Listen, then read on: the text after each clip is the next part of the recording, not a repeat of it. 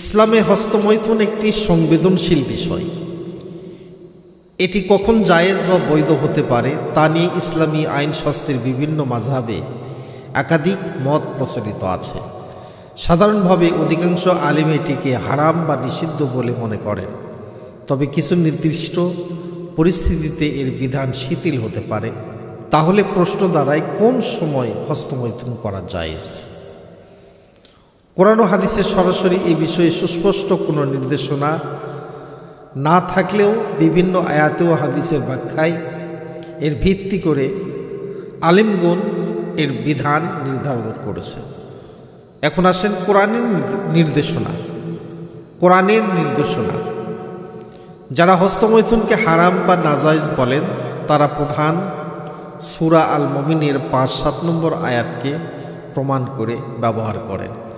আল্লাহ তাআলা সফল মুমিনদের গুণাবলী বর্ণনা করতে গিয়ে বলেন, ওয়াল্লাযীনা হুম লিফুরুজিহিম হাফিজুন ইল্লা আলা আজওয়াজিহিম আও মা মালাকাত আইমানুহুম ফাইন্নাহুম গায়রু মালুমিন ফাওয়ানিত্তাগা ওয়ারাআ যালিকা ফাউলাইকা হুমুল আদুন। এবং যারা নিজেদের যৌনাঙ্গকে সংযত রাখে তবে তাদের স্ত্রী ও মালিকানাধীন দাসীদের ক্ষেত্রে সংযত না রাখলে তারা তিরস্কৃত হবে না। অতঃপর কেউ এদের ছাড়া অন্যকে কামনা করলে তারা সীমালঙ্ঘনকারী হবে। এই আয়াতগুলো আলোকে অধিকাংশ আলেমদের মত হলো যৌন চাহিদা পূরণের জন্য শুধুমাত্র স্ত্রী এবং তৎকালীন প্রেক্ষাপটে দাসীদের সঙ্গে সম্পর্ক স্থাপন বৈধ। এর বাহিরে অন্য কোনো উপায়ে, যেমন হস্তমৈথুনের মাধ্যমে যৌন চাহিদা পূরণ করাকে সীমালঙ্ঘন হিসাবে গণ্য করা হয়। আরেকটি আয়াতে আল্লাহ তাআলা বিবাহের সামর্থ্যহীনদের সংযম থাকার নির্দেশ দিয়েছেন। আল্লাহ পাক বলেন, ওয়ালিয়াস্তাফিফিল্লাযীনা লা ইয়াজিদুনা নিকাহান হাত্তা ইউগনিয়াহুমুল্লাহু মিন ফাদলিহি। যাদের বিবাহের সামর্থ্য নেই, আল্লাহ তাদেরকে নিজে অনুগ্রহে অভাবমুক্ত না করা পর্যন্ত তারা যেন সংযম অবলম্বন করে।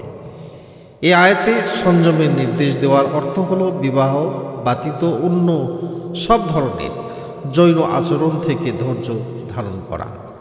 হস্তমৈথুনের বিষয়ে সরাসরি কোনো হাদিস না থাকলেও একটি বিখ্যাত হাদিসকে এ বিষয়ে পরোক্ষ দলিল হিসাবে ধরা হয়। আব্দুল্লাহ ইবনে মাসউদ রাদিয়াল্লাহু তাআলা থেকে হাদিসটি বর্ণিত।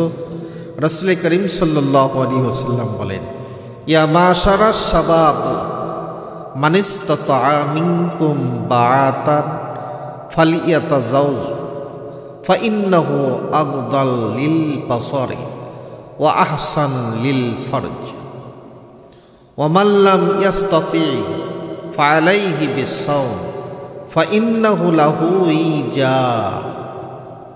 আল্লাহ রাসূল বলেন, হে যুবক সম্প্রদায়, তোমাদের মধ্যে যার বিবাহের সামর্থ্য শারীরিক ও আর্থিক আছে সে যেন বিবাহ করে, কেননা তার দৃষ্টিতে অধিক সংযতকারী এবং লজ্জাস্থানকে অধিক রক্ষাকারী।